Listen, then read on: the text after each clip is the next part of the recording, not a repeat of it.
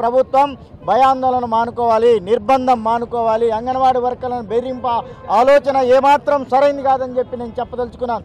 ఎవరైతే మెమోలు ఇష్యూ చేస్తారో సమ్మెకు వ్యతిరేకంగా ఎవరిస్తున్నటువంటి వారికి వ్యతిరేకంగా మేము కేసులు పెడతాం. ఎందుకంటే మేము సమ్మె చేసే హక్కు కార్మిక వర్గానికి ఉంది, అంగన్వాడీ వర్కర్లకు ఉంది. సమ్మె నోటీసు ఇచ్చినాం కాబట్టి కాన్స్టిట్యూషన్లో మా భాగం కాబట్టి ఇందులో కాబట్టి ధిక్కరించే హక్కు ఎవరికి లేదు.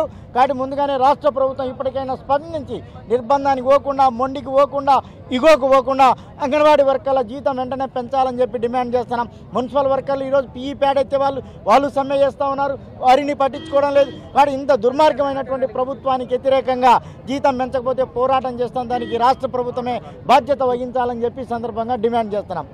రాష్ట్ర ప్రభుత్వం అంగన్వాడీ వర్కర్ల ఎడల నిరంకుశంగా, నిర్బంధంగా, దురహంకారంగా వ్యవహారం చేస్తూ ఉంది. అంగన్వాడీ వర్కర్లు చట్ట ప్రకారమే సమ్మె చేస్తూ ఉన్నారు. అంగన్వాడీ వర్కర్లు చట్ట ప్రకారమే నోటీస్ ఇచ్చారు. ఆ సందర్భంలో చర్చల సందర్భంలో కానీ ఎప్పుడు కానీ గత 25 రోజులుగా ఏమాత్రము స్పందించకుండా ఈరోజు ఎస్మా చట్టాన్ని ఉపయోగించి అంగన్వాడీలను అణిచివేయాలనేటువంటి ఆలోచన చేస్తూ ఉంది.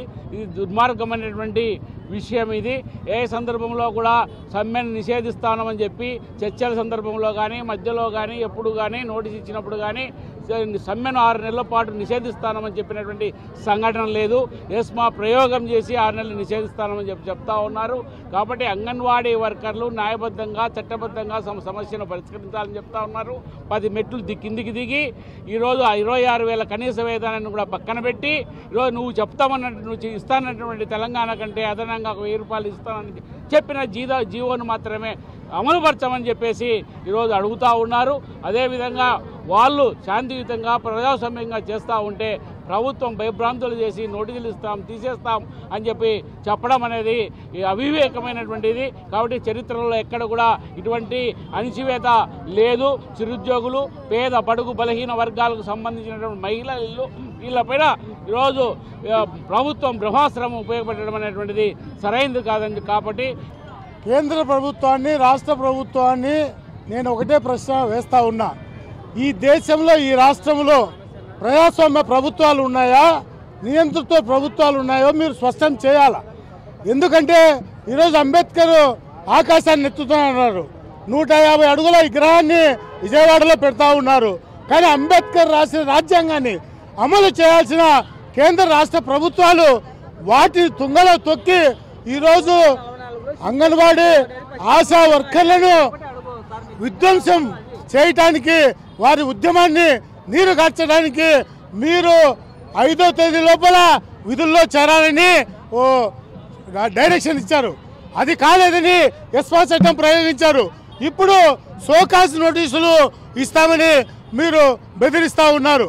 ప్రభుత్వానికి నిజంగా అంగన్వాడీ వర్కర్లు, ఆయాల పట్ల చిత్తశుద్ధి ఉంటే 26,000 కనీస వేతనం చెల్లించాలనే ప్రధాన డిమాండ్ ఉంటే ఆ డిమాండ్ పక్కన పెట్టి మిగిలిన అన్ని డిమాండ్లు పరిష్కారం చేస్తామని చెప్పడం సిగ్గుచేటని. ఎవరికైనా ఆర్థికంగా చేకూరాలి తప్ప మిగిలిన డిమాండ్లు ప్రధానం కాదని మేము తెలియజేస్తా ఉన్నాం. ఇప్పటికైనా రాష్ట్ర ప్రభుత్వం వెంటనే చర్చలకు పిలిచి 26,000 కనీస వేతనం ఇవ్వటాన్ని అమలు చేయాలని ఆంధ్రప్రదేశ్ ఐక్యోపాధ్యాయ ఫెడరేషన్ యూటీఎఫ్గా డిమాండ్ చేస్తా ఉన్నాం. అంగన్వాడీలకు పోరాటం చేయడం కొత్త కాదు.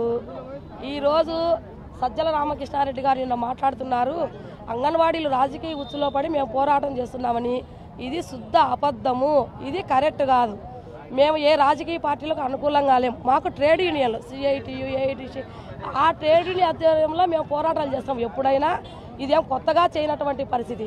మరి మీరు వైఎస్ఆర్సీపీ వాళ్ళు ప్రతిపక్ష స్థానంలో ఉన్నప్పుడు మేము అంగన్వాడీలు ధర్నాలు చేస్తా అంటే, పోరాటాలు చేస్తా అంటే, కడప జిల్లాలో ఉన్నటువంటి అంజద్ బాసా గారు అయితేనేమి, గడికోట శ్రీకాంత్ రెడ్డి గారు మేము పోరాటం మా దగ్గర కూర్చొని మా ప్రభుత్వం అధికారంలోకి వస్తే మీ సమస్యలు పరిష్కారం అని చెప్పడం జరిగింది.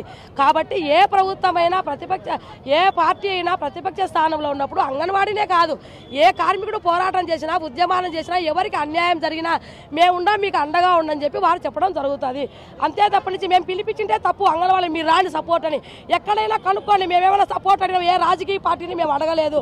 దయచేసి అర్థం చేసుకోవాలి. సజ్జల రామకృష్ణారెడ్డి గారు పిచ్చుక మీద బ్రహ్మాస్త్రం లాగా అంగన్వాడీల పైన ఎస్మా చట్టం అని ఇంకొకటి మెమోలని సోకాసు నోటీసులు అని చెప్పి ఇళ్ళకు పంపించాలనే ప్రయత్నం చేస్తున్నారు.